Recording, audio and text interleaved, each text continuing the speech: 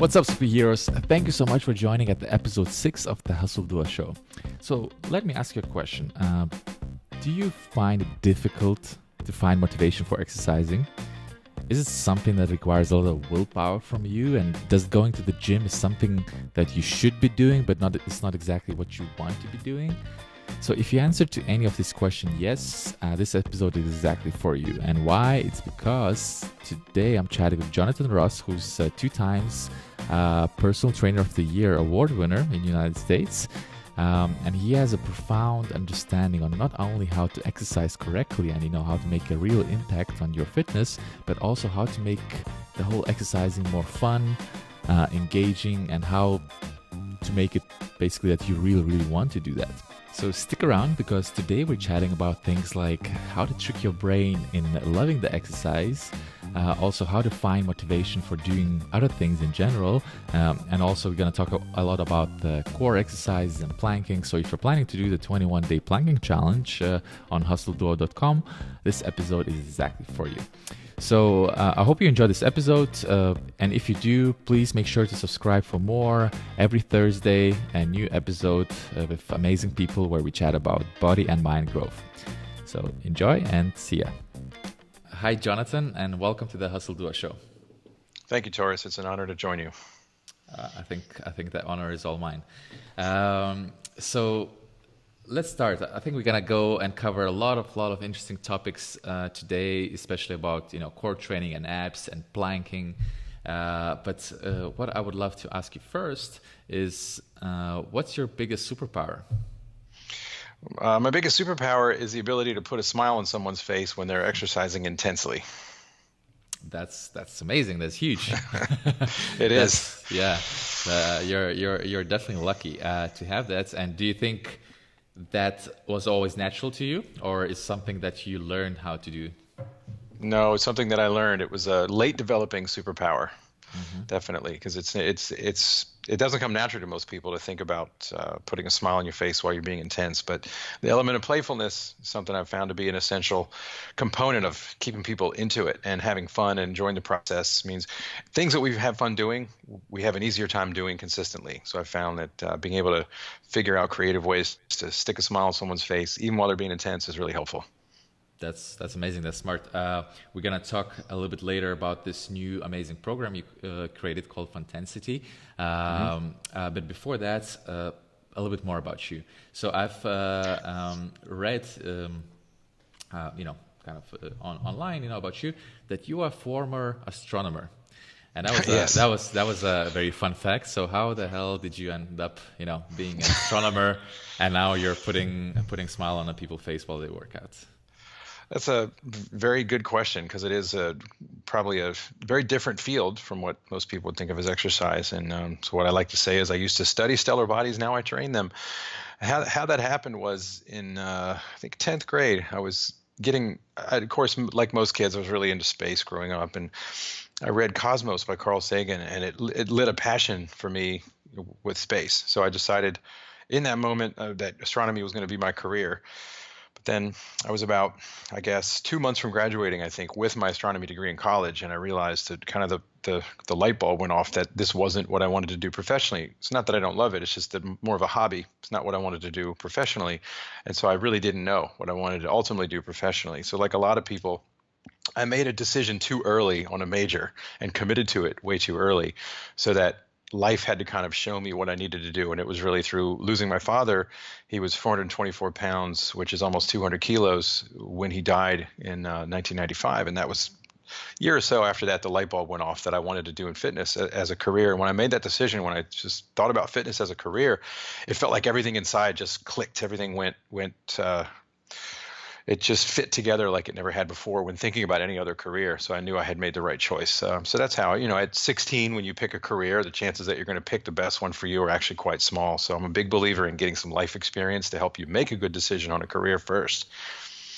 100%, 120%. I agree with this so much. I mean, we are all kind of, the way life works is that we are forced to make these amazingly big life decisions at such a young age, and usually influenced by, not us, but, parents or environment or whatever. So that's just totally natural that you decided kind of to switch your major. Yeah, it's Yeah. pretty funny at an age when we can barely keep our bedrooms clean. We're supposed to pick a major. I just think it's fascinating. So I'm like you said, big believer in life experience first to help you make a good decision. So that's how I have an astronomy degree working in fitness. I'm not sure how many fitness professionals out there have an astronomy degree, but there's got to be at least a couple of us. Yeah, well, you should, with your knowledge, you should be a celebrity coach, like, you call it stars. That Yeah, would be well, it's funny too. When I was studying astronomy in college, it wasn't really that popular of a topic, but now Neil deGrasse Tyson has gotten so popular. It's like it's kind of cool to be an astronomer now. So I might start mentioning that a little more. yeah, use that card. Use that card. Hashtag astronomer training or something like that. Awesome. So you are also 2 times personal trainer of the year. Uh, how how did you basically become the best? In at least in the United States.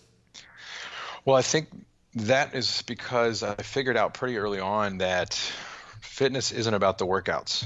And that sounds like a strange thing to say, but it's really about your mindset. It's really about your decision making and the process. And you got to really want to do it. You got to make it part of your life. It can't be something that you're forcing yourself to do.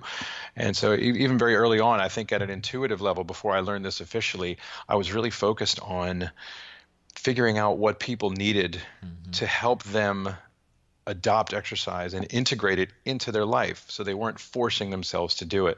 And I think that makes a huge difference, because when you create a desire for doing the right things, people have an easier time following through. And then when they have an easier time following through, they actually get better results, and they give you more of the credit, even though it's really the internal change that they were willing to make in themselves which led to those great results.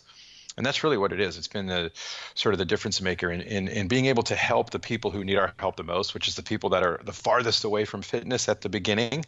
And that's really what led to those awards, was being able to develop a consistent pattern of really being able to help the people who were, I guess, difficult to help or harder to reach with the traditional approaches to fitness.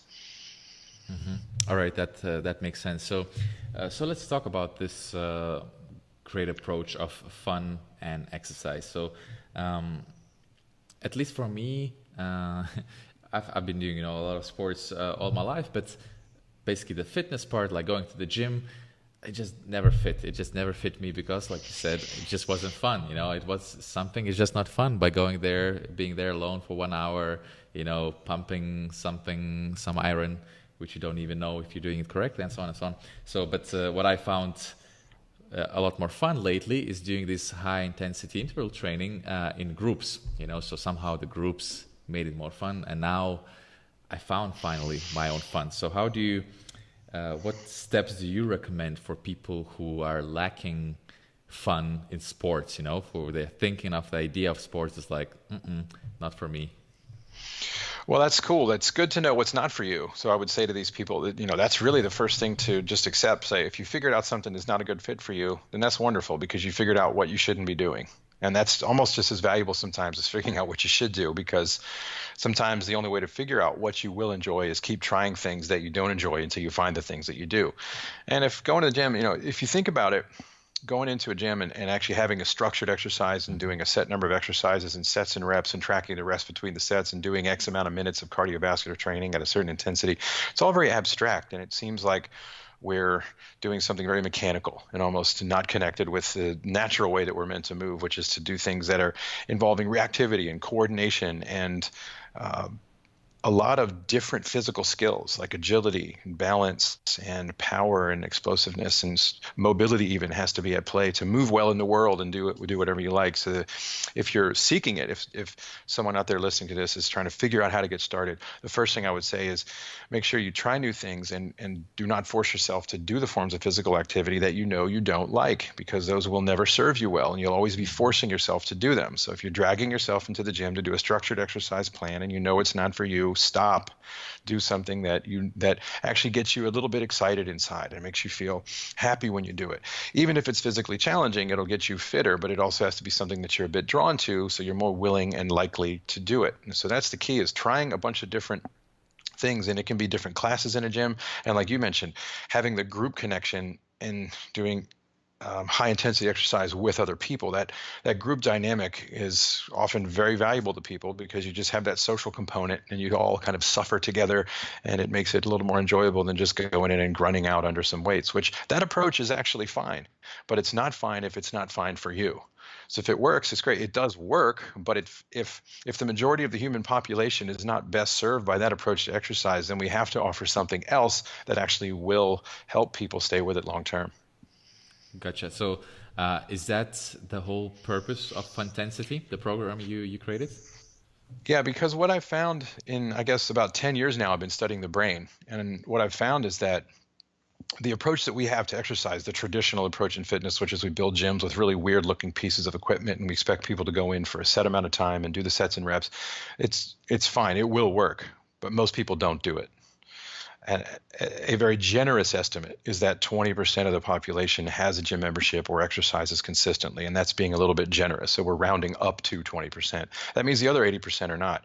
And what we've been selling as working out, that package of being in a gym with equipment, doing things that are really abstract and not connected to anything meaningful to you, is what we've been selling for 40, 50 years really aggressively. And it's fascinating that we've had a lot of success in the fitness industry, but we haven't reached out to that other 80% of the population that's not exercising. So that actually fascinates me. So why are they not coming? So because they're not drawn to stuff. It doesn't speak to them. It doesn't feed their soul. It doesn't make them feel alive inside. And they're doing it because they feel like they should. So it feels like a chore. And when no one's looking, we don't really like to do our chores. So turning things around and saying, well, if we make exercise fun enough to change your mind about exercise, if you have a different emotional response, you can change someone's exercise approach and their attitude, their mindset. You can change their mind in a single workout, but you can't change their body in a single workout. Changing the body takes a little longer. So you focus on the mind first, and then what happens is someone feels a little bit more positive about the experience that they've had, and then they're more likely to show up. So the Funtensity program involves partner training. So there's a group of people and I pair everybody up. We do partner exercises that are challenging. We use some traditional fitness equipment. We use kettlebells, we use medicine balls, plyo boxes, heavy ropes, things like Vipers, the Most Fit core hammers, really popular. The Hyperwear sand bells are excellent for this type of training, oversized med balls. But I also throw in things like balloons and rubber chickens. So there's an element of playfulness and silliness to it as well. So there's the fun element and there's the intense element.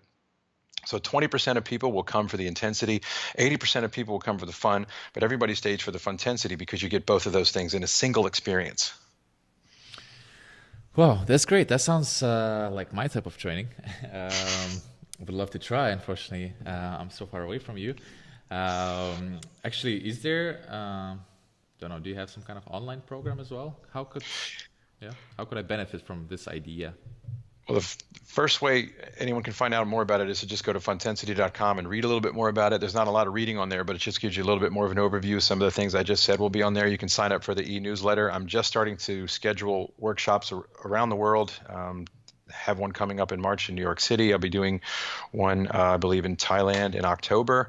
So there are other opportunities coming up, and I'm also looking for new locations to go host one, so we can do one maybe near you sometime. We can join a workout. So it's a 1 day, 6 hour workout that or 6 hour workshop that is appropriate really for almost anyone. It's geared towards fitness professionals, but even someone who's not a fitness professional could come because there's a lot of brain science in it. It shows you kind of what's going on in addition to doing the workout and then learning a bunch of ways of how to do the types of exercises that I recommend. It also includes a little bit of a look behind the scenes and a look under the hood at why the brain science behind it is like the practical application of brain science. Because brain science and brain health has gotten really hot and it's really popular, but many people find it confusing for how to apply it to the real world. So it's kind of what I've done with this program is to say, okay, well, here's the brain science on willpower and motivation and on brain health for preventing Alzheimer's and Parkinson's. And here's a way we can actually use it in high intensity exercise to change people's minds about exercise, how they feel first, make the brain healthier, function better now for decision making, for long term preventing disease, and then it's going to make them more likely to show up often enough to actually change their bodies. So just go to funtensity.com, check it out, and then you can take it from there. That's interesting. So basically, what you learned is how to trick people into liking exercise. So, but I mean, like, you trick their brain, or in terms of like, or you change their mindset that, what they Yes. thought was, I don't know, tiresome and boring and so super hard that I don't want to do it, into something like I'm looking forward to. So motivation, actually, what you just gave me an idea that motivation, a science of motivation, is such a big part of exercising, right? I mean, because without that, you won't even start, and start is always the hardest stuff. But also without that, you won't keep going. So could you share us your learnings? I mean, you mentioned that you've been studying this for 10 years. What are the tricks of motivation? Well, the one thing I've learned, and it was actually a little bit hard for me to accept, I have to admit, at first, is that we make most of our decisions based on emotion. That's something that, as a trained scientist and studying astronomy and physics and math, and certainly there's a lot of value in that study as well. But understanding that we as humans make most of our decisions based on emotion was really an eye-opening experience for me, because you can even look at it as an easy example of why so many people smoke, now that we know incontrovertibly that cigarettes are harmful to the human body. There's no debating that. We don't need more research to settle this, but yet people still do. So there's an emotional component to that for why people start and why they continue. Yes, the addiction is there, but it's more driven by a sense of identity and a sense of who I am and who I am as a person, and wanting to have that emotional connection with staying true to yourself and who you see yourself as. So for exercise, it's actually been, I guess, something I've had to force myself to change my perspective on it, in that it's not about just the workout. It's about people's mindset and attitude on it. So motivation, it really comes from emotion. So when we say that whatever matters most to you in life, whatever you care about the most, whatever activities you love and things that mean the most to you to do, and whoever you love to do them with, when you do those things in a fit body, you enjoy them more, you're able to put more energy into them, you're able to get more out of them, you're able to have better connections with other people when you do them. And so that makes the emotional benefits of participating in physical activity very high, as opposed to doing it because you feel like you should, and it's an obligation, or the doctor is telling you to, or your spouse is telling you to, and you don't enjoy it. So it's a completely different emotional response. So then that helps you develop your internal motivation, because what you'll see is that if you look into the science of motivation, it's pretty clear that negative motivators, like not wanting to be something and being angry and being upset with yourself and thinking you're fat and disgusting, and that might get you started. It might lead to an initial burst, but because if it stays negative, you tend to not want to do things that make you be in a negative emotional state. So a powerful negative motivation, or a powerful negative motivator, can get you started. But what ultimately will keep you going is figuring out those internal motivators, those things that make you drawn to the activity, because they're connected with what you really love about life. So when you figure out what you love about life and who you love in your life can be made better from you exercising, and you put those two things together, and in your own head you understand that the things that are most important to me get better when I do them in a fit body, it gets way easier to follow through on physical activity plans. Yeah, that makes sense. I think I've been also thinking a lot lately about this whole concept of negativity and positivity, and actually what I realized, that you could easily turn the same thing around and make you could basically make any negative stuff positive. So basically saying that instead of saying hey, I'm gonna do this because I don't want to be fat, you can say I'm gonna do this because I want to be fit and to be able to play football with my kids, right? And that's like, Yes. yeah, that sounds Yeah, like it's a little opening bit more up sustainable. your opportunities. So you're seeing opportunities in the change rather than what you're running away from. A nice way to explain this to everyone that I've come up with over the years is that if you watch any horror movie, especially a cheesy one from the 1980s, 1990s or something, someone's being chased through the woods by a bad guy. What happens? They're always running, and they're looking over their shoulder while they're running. If I'm running this way, but I'm looking this way, I'm going to be more likely to trip and fall, because that's always what happens. You know the bad guy's back there. You don't have to focus on that. So where you put your focus is where your energy's going. So then if I'm focusing on getting away, if I'm focusing on the positive and I'm running that way and looking that way, I'll have a much better chance of getting away from the bad guy that's back there. But if I'm focused back there, I'm going to be more likely to trip and fall. And going into the even more philosophical way, the bad guy could be actually that bad version of you, right? So if you keep looking at that bad version of you and keep looking forward to the the bright future, that's true. That's that safe space, where there are no more bad guys. This is where you're gonna get.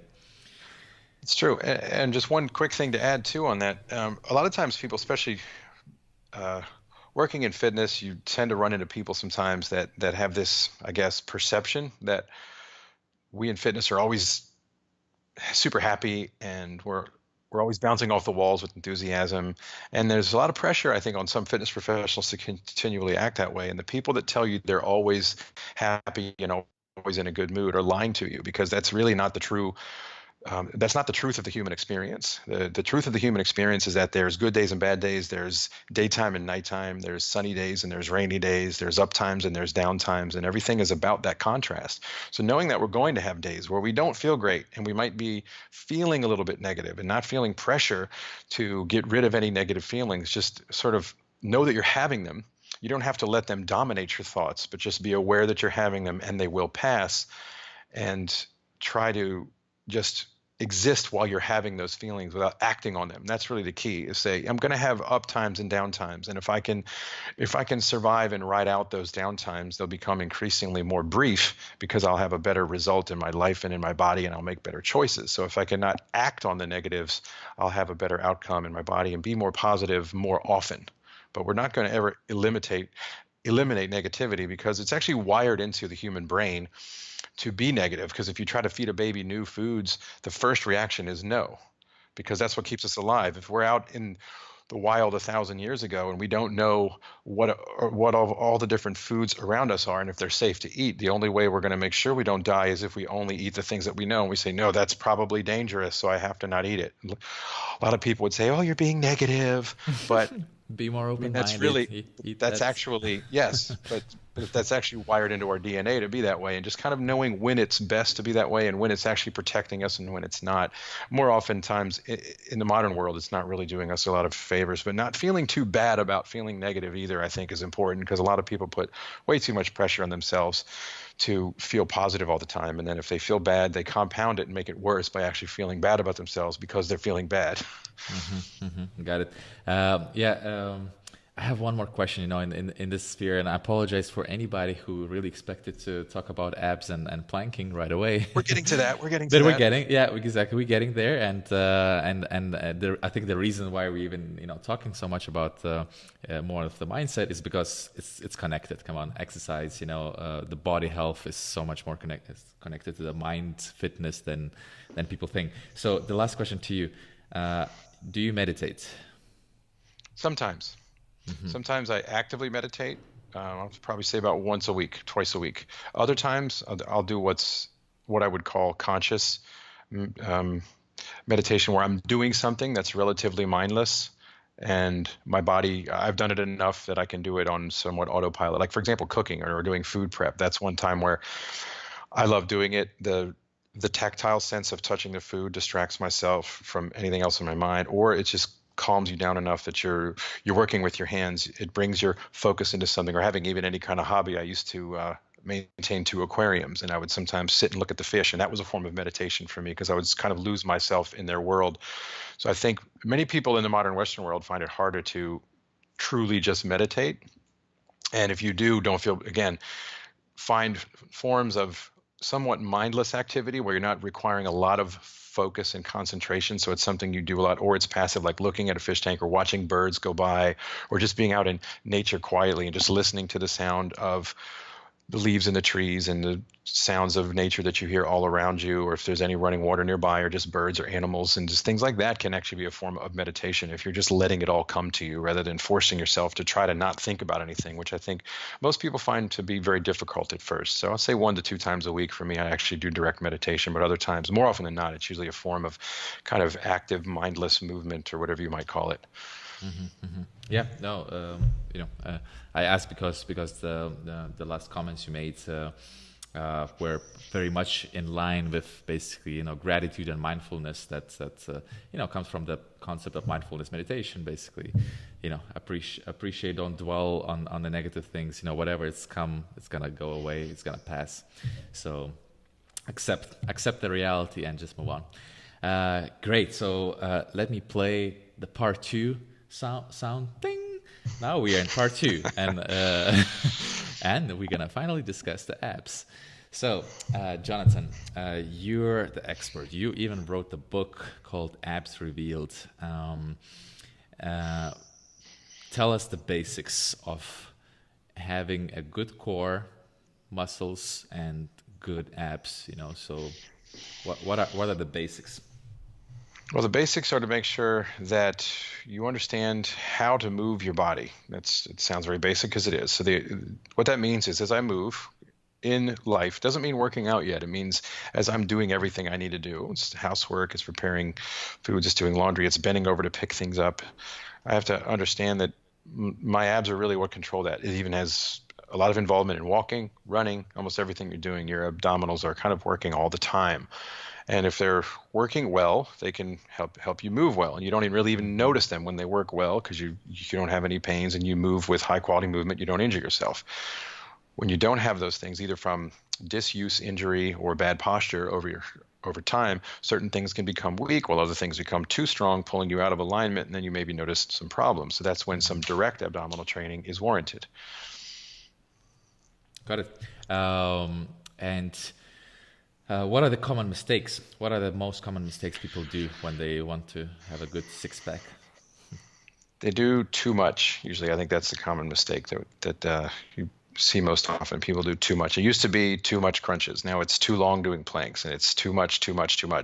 And so I think there's an overemphasis on certain things. And that's not to say that there's not some benefit and some need to do some direct core training, especially someone who's just starting out. Maybe they have some back pain, don't know why. Maybe they've looked into it, and don't have any back injuries, or maybe just want to start getting in shape. There's a good opportunity there to make sure that we're activating the right muscles, to do some very basic core exercises to start, maybe even just on the floor to start the foundation, because when we consciously know how to turn on the right muscles, we can then unconsciously turn on the right muscles. And if we've forgotten how to instinctively activate the abdominals when we move, we can then spend a little bit of time activating them on purpose on the floor. And then when we get up and move in life, we're more able to integrate that strength into the rest of the joints. But if we don't really know how to do it, or we've lost the ability to through disuse or bad posture, and then we try to do a full body exercise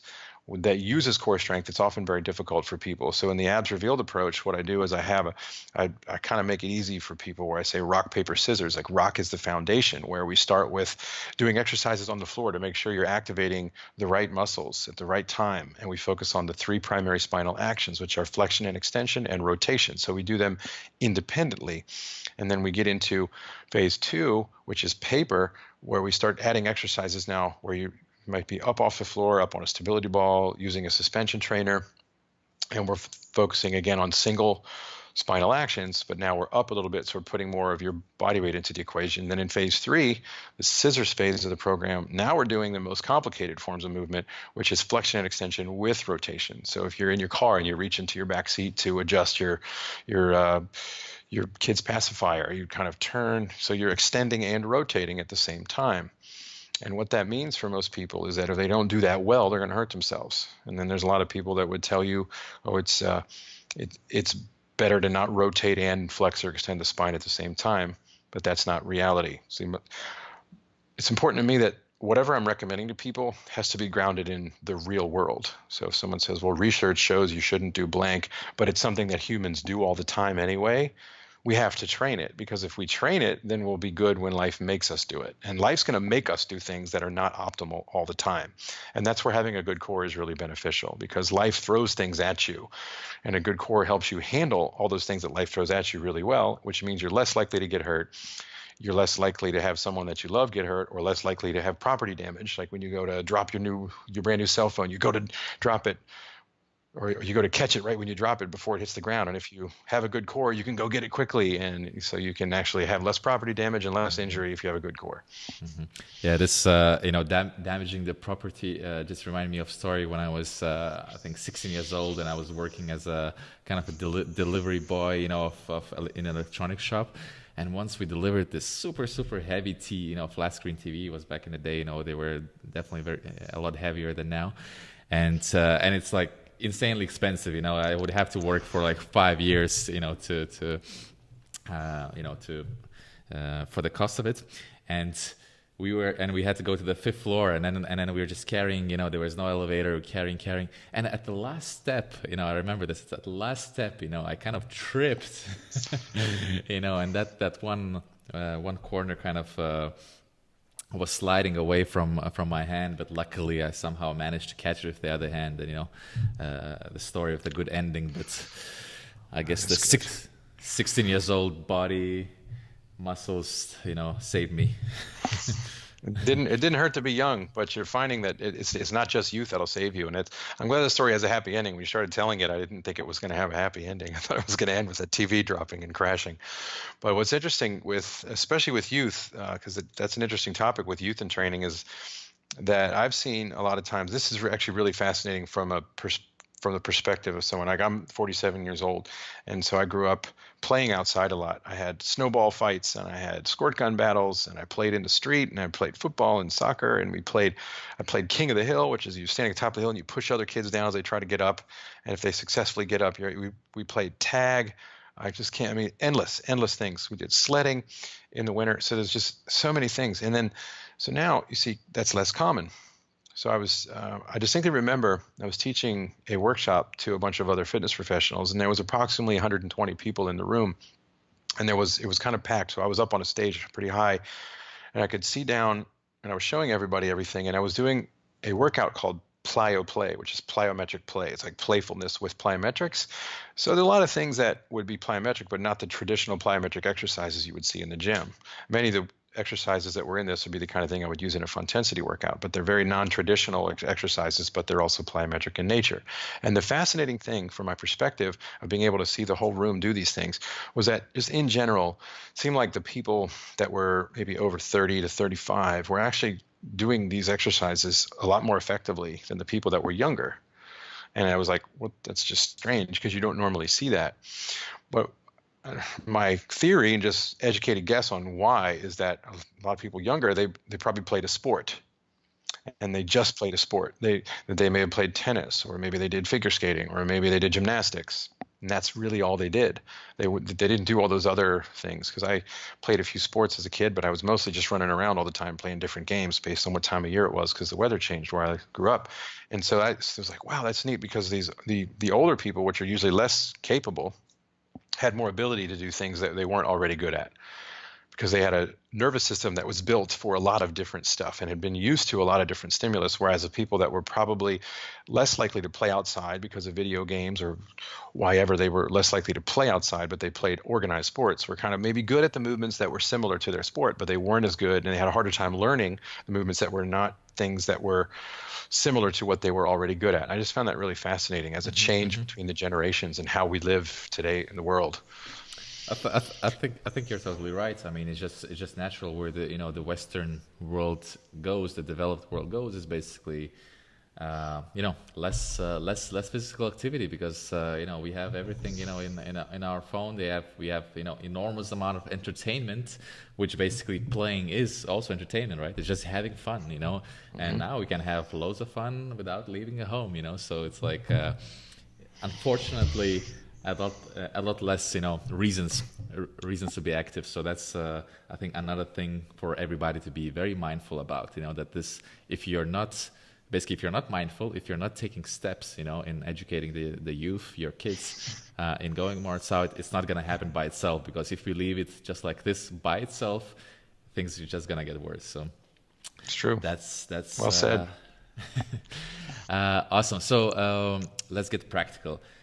I want to start tomorrow a core training, and what could be, and you mentioned about foundation, the rock being the foundation. What could be the free recommended exercise for the core training?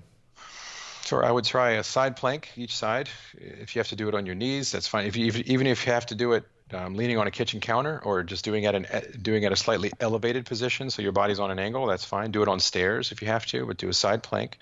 I would do a front plank. Probably do that for about 10 seconds, 3 sets of 10 seconds, rather than one long chunk. And then some kind of glute bridge or supine, which would be face up exercise, where you're actually training the backside as well. All right, that's great. So I'm happy that you've mentioned the planks. Let's get down to business. So we do 21-day plank challenge, and I read your blog post, and I know that you are definitely not an advocate of the long planks, and you just mentioned as well that it's better to do maybe more frequent like sets of shorter times, because the long planking basically brings almost no benefits, right? So luckily, I hope we still fit in your theory, because we do in the end, at the end of the challenge, the people do 3 times 1 minute a basic elbow plank, and 3 times each side 40 seconds of the side plank. So okay. we didn't want to go definitely that way of like by the end of 21 day, you're going to be for 5 minutes, because the time is all about time. We'd rather do shorter but sets instead of, So, Leron, what's your take on that? I think it's good to do the variety, to have people do multiple sets, because what happens is the fitness industry overreacts to everything. And we did crunches too much, so now we started planks as an answer to crunches. But if we look at what life is movement. We have to train for it. Life's not the absence of movement. I'm not a subscriber to the belief that in order to train rotation, you train anti-rotation. You don't learn to drive a car by sitting with the car turned off in a parking lot making car noises. It's just not practical. So the idea that we need to move in life, and even when we walk, our core is working. I talked about the posture, and our abs are always working all the time. They're kind of rhythmically working on, off to control movement. Rarely are they just on consistently for an extended period of time at the same level of intensity. There's this sort of rhythmic on-off contraction that happens to do most of our physical activities. If we train that way, we're actually training more in line with how our bodies are used and how they move in life. And then the other factor is there's a certain boredom of just sitting still. And there's a problem with isometrics. So doing really long planks leads to misery, because people, number one, don't like exercise as it is. When you do an isometric exercise for a long time, I'm also not a huge fan of wall sits, where you sit against the wall for a long time. Not a huge fan of those either, because they maximize the pain, but they minimize the gain. So what happens when you're doing a long isometric, you're not contracting the muscle, or you're not moving the muscle. You're contracting it, but it's an isometric contraction. You're not moving the muscle. So you're not moving the muscle, you're moving less blood through. When you're moving less blood through, you're clearing out less waste product, which means more waste products are accumulating inside the muscle, which means the muscle's burning more. But because you're not moving the muscle, you're actually doing the least amount of physical work in the true physics sense. So you're burning the least amount of calories, but you're maximizing the burning. So for a lot of people, it's making it feel terrible, but it's giving them less benefit from something that they might want to do. So doing a plank, like for example, the world record now is just over 8 hours. And I talked about that. The blog you mentioned is called Restoring Sanity to Planks, so people can find that if they want to look it up.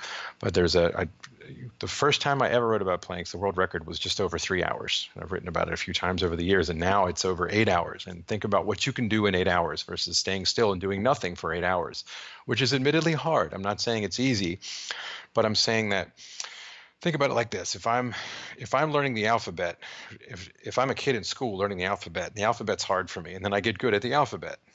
My goal is to not keep getting better at the alphabet, so that I'm 47 now and I'm just still A, B, C, D, E, F, G. I move on. So I learn the basics and move on. So the plank is really a stepping stone or a foundational exercise to doing other things besides planks. The planks aren't a goal, they're really the start of one. So we have a plank because we need to develop full body stability. Certainly there's a value in teaching us to connect our toes with our shoulders and being able to create that full body stability. But then once we own that full body stability, what do you like to do? What are your activities that you like? What things do you like to do? What sports do you like to play?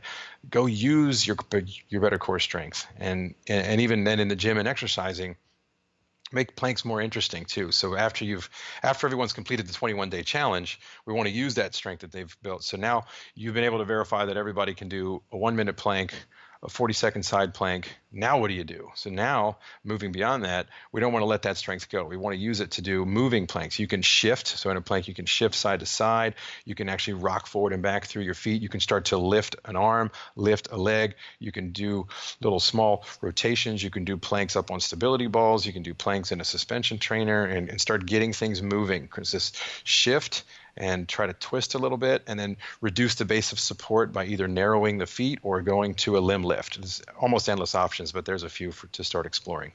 Mm-hmm. Got it. I I had this one idea.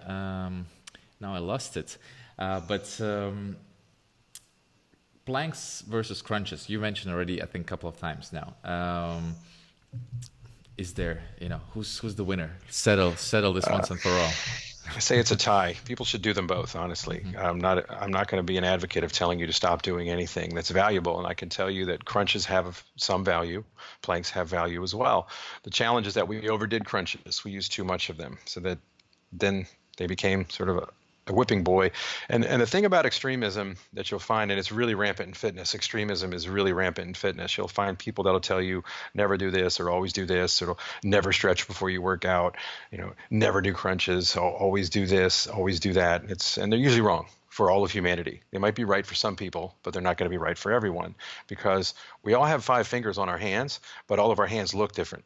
So in the big macro sense, in the big picture perspective, we're all the same. In the specifics, in the micro perspective, we're all very different. So that means what we need and what we're going to benefit from is also very different. So the fact that someone would say never crunch means it's absurd, because how are you going to get out of bed in the morning? Getting out of bed in the morning is sitting up while, oh my God, rotating, which is supposed to be the most dangerous thing. Flexing the spine while rotating the spine is what some people will tell you is the most dangerous thing. But I do it every morning to get out of bed and my spine doesn't catch on fire and explode. So the idea that we have to eliminate dangerous movements, I think, is heavily flawed, because life will make us do those movements sometimes. We don't need to overuse them. I'm not an advocate of doing long sets of 200 crunches like we used to do 20 years ago. But I think keeping the ability to do them well keeps us able to do them when life makes us do them without injuring ourselves. If we avoid things that life will at some point make us do because it's dangerous, or some scientist says we shouldn't do it, then we're going to wind up setting the stage for an increased likelihood that we will suffer injury or harm later. Understood. So what could, there was the period of crunches. Now it's for time to shine for planks. What's the next one? What's the next big thing in abs training? It's almost like anthropology. There was a time of dinosaurs and there was a time of man. So there was a time of crunches and then there's a time of planks. Exactly. I think that there's going to be probably something that's not great to overly focus on, unfortunately. I mean, in an ideal world, I would say that the idea that we can there would be some standing or upright abdominal exercise that would become popular, but those typically don't lead to enough burning, and people like to feel the muscles burn and they like to get really sore. So what you'll probably find is it'll be something that's kind of on the ground and is easily quantifiable for a contest and a challenge. The good side of planks, I mean, as far as setting up a challenge, they're easy to measure. You're either up for a minute or you're not, right? So then it's easy to measure, and it makes a fun challenge for groups to do. So in an ideal world, we'd have some kind of upright exercise where you're using your core as you would in life. But we know fitness is never the ideal world. So I would say it's probably going to be something along the lines of, getting down on the ground. And I'll probably say in another 10 years, sit-ups will make a comeback. It'll probably be some kind of sit-up challenge. It's going to, because things have a way of going from one pendulum to the other. It always swings from one extreme to the other. So it'll probably make a comeback. Or like a burpee challenge or something like that. Yeah, could be. All right, Jonathan, time is running out, and I'm always saying this. I just realized I always say this at the end of the podcast, because I always too sad to wrap up, but something we have to do. Just before we go, let's do the very quick rapid fire questions round. So are you ready? Yes, I'm ready. All right, let's do this. So do you prefer tea or coffee? Coffee. Are you more of a dog lover or cat lover? Both. I think they're both awesome pets. I don't have a choice. I don't have a preference, honestly. All right, that's good. That's also an option. If you would paint anything, what would you paint? What would I paint? Yeah. Wow, that's a. I probably, if I could paint anything, I would probably paint a picture of some surface of a planet that we've never seen before. Like I would get a look at it that no one's seen it, and we want to know what it looks like, and I'd be able to paint that, because I'm not very good at painting. So I would have something I could paint that no one's seen before too. So I'd be doing two things there. Being able to paint is number one, and number two, being able to show people something they've never seen before. That's an interesting approach. Yeah, if you don't know, if you don't know how to paint, which I mean I don't either, you better paint something and call it the next big thing, because art is usually very subjective. Awesome. And a city everybody should visit, in your opinion? City everybody should visit. Wow, that's a good one. Well, in my experience, I would say Istanbul. Because just for the sheer fascination of it's the only city that exists on two continents. It's part of it is in Europe, part of it's in Asia. The people were lovely and the food was fantastic. So sounds good. I think a great recommendation. And a final question: a purchase under the $100 that vastly benefited you, changed your life. Wow, purchase under $100 that changed my life. I would have to say it would be probably the Body Back Buddy, which is I know it's a goofy sounding name, but it's no, actually, let me go with a different one. Change that. We'll change the answer. The purchase under $100 that changed my life has to be the Funtensity rubber chicken, because they're you can get a rubber chicken for $7 and it's changed my approach to exercise. It's changed what I've seen in people's lives. So it's been a real game changer for me personally, in terms of having fun with intensity, but also being able to spread that to the world. So that's been definitely the one that would be my answer for that one, the rubber chicken. That's great. Simple things, as simple as a rubber chicken can change your life. Awesome. So for those who would like to know more, and maybe shoot you an email or contact you online, what is the best way to do that? You can find me at funtensity.com, and social media, just at Funtensity would be the social media handle to use. That's kind of everything anybody needs to know. They can contact me through there as well. Great. So I will definitely put all these links in the show notes. And also for those of you guys watching this on YouTube, I will put that at the very end of this video, so you can just scroll back there. And it's time to say a very big thank you for this wide-ranging conversation we had. Thank you for your time, Jonathan. You're welcome. It was my pleasure, and I hope everything we discussed is helpful to anybody that listened to it, because that's why we do this, right? Absolutely, 100%. Hey guys, thank you so much for sticking around. I hope you learned something new that you could implement today or tomorrow, and generally to feel fitter, happier, healthier, and generally more productive. So if you want to find the show notes of this episode, simply go to hustleduo.com/Jonathan. And also make sure to check out all of the 12 body and mind challenges we have currently on the website. So, try something new, learn, develop a new habit, eliminate the bad ones, and just experience something new, people. You need more experience. That will make your life better and happier, trust me. So thank you so much, and I'll catch you later.